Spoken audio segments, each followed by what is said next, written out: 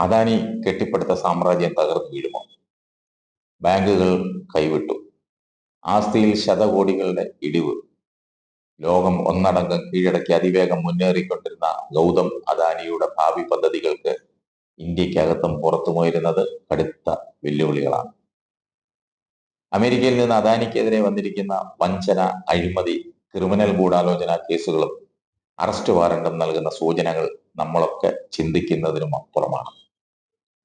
ഇന്ത്യയിലും ലോകത്തിന്റെ വിവിധ ഭാഗങ്ങളിലുമുള്ള അദാനിയുടെ നിർണായക പദ്ധതികളെ ഇത് എങ്ങനെയെല്ലാമായിരിക്കും ബാധിക്കുമെന്നത് ചിന്തിക്കാൻ പോലും പറ്റുന്ന കാര്യമല്ല.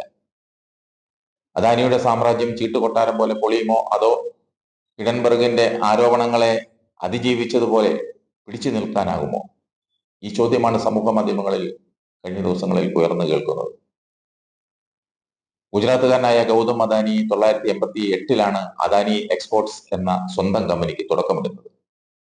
അതേ അദാനിയെ കുറിച്ച് പക്ഷേ പുറം ലോകം കേട്ടു തുടങ്ങിയത് ഗുജറാത്തുകാരൻ തന്നെയായ നരേന്ദ്രമോദി ഇന്ത്യയുടെ പ്രധാനമന്ത്രിയായതിനു ശേഷം മാത്രമാണ്. അതായത് 2014 ഒന്നാം മോദി സർക്കാരിന്റെ കാലത്ത്. അതിവേഗമായിരുന്നു അദാനിയുടെ സാമ്രാജ്യ വികസനം. ഗുജറാത്തിൽ നിന്ന് ഇന്ത്യ ഒട്ടാകെ, അങ്ങ് ശ്രീലങ്ക മുതൽ ഓസ്ട്രേലിയ വരെ, പിന്നെ ബംഗ്ലാദേശും വിയറ്റ്നാമും ഇസ്രായേലും മുതൽ ആഫ്രിക്കയിലെ ടാൻസാനിയ വരെ പുതിയ മേഖലകളിലേക്ക് ചുവട് വെച്ചും നിലവിൽ പദ്ധതികൾ വിപുലീകരിച്ചും അദാനി കണ്ണടച്ചു തുറക്കും മുൻപ് അതിവേഗം വളർന്നു.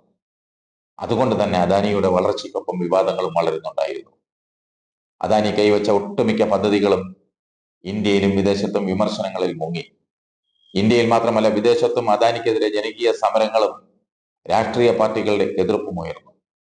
ഇക്കാലയളവിൽ പലപ്പോഴും അദാനി തളർന്നുവെങ്കിലും അതിനേക്കാൾ വേഗത്തിൽ ഉയർത്തെഴുന്നേറ്റു. ഇന്ത്യയുടെ സാമ്പത്തിക രാഷ്ട്രീയ മേഖലകളെ ആകെ ഉലച്ച് അദാനിക്കെതിരെ 2023 2024 ഉയർന്ന ഹിഡൻബർഗ് ആരോപണങ്ങളും അതിന്റെ ബാക്കി പത്രങ്ങളും നമ്മൾ ഏവരും കണ്ടതാണ്.